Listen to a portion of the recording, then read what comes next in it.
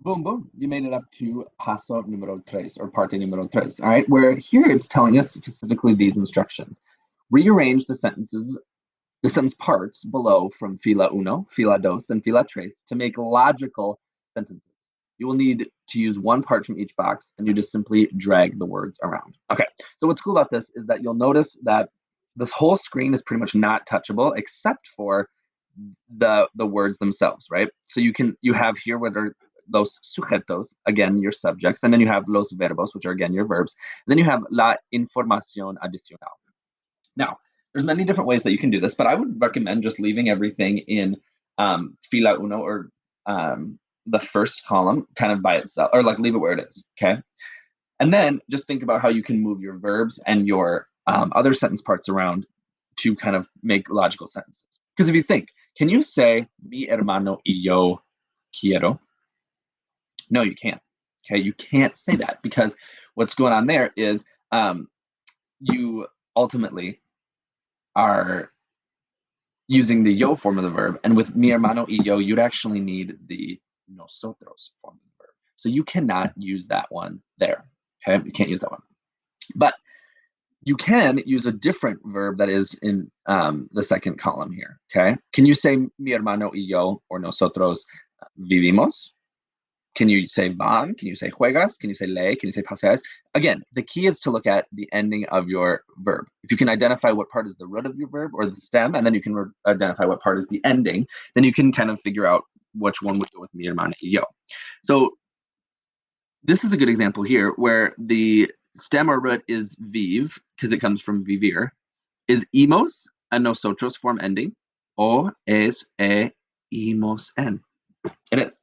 So this verb right here is really going to be one that's going to go with mi hermana y yo. So I should move that up to go with that one, and I should get rid of quiero there because that is not one that belongs there. So I'm going to move that one, and I'm going to move this one away for now.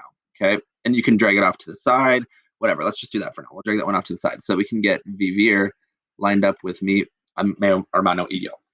Now let's see if it makes sense to say mi hermana y yo vivimos revistas y novelas. I don't think that makes sense. Does it make sense to say that my brother and I live novels and newspapers or magazines? No, it does not. Okay, so again, I'm going to move this one. I'm just going to take it out of the way here. Okay, goodbye, revistas y novelas. We'll read you later. Okay. Now, let's go ahead and take a look at the next option. Mi hermana y yo vivimos en el parque cuando hace buen tiempo. Hey, that actually would make sense to say my brother and I live in the park when the weather is nice. But is there going to be maybe a better answer? Let's make sure we look at all of our options here.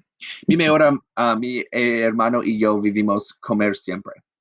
Doesn't really make sense to say that my brother and I live eating forever. No. What about mi hermana y yo vivimos en un apartamento en San Diego? Okay, I like the way that sounds.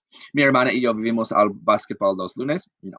Mi hermana y yo vivimos al cine a veces? No. You don't really live in the movie theater. First, and additionally, when you say all, you're saying that you go to the movies, so that doesn't really make sense either. Okay, so we need to use probably the best answer here, which means that we're down to these two.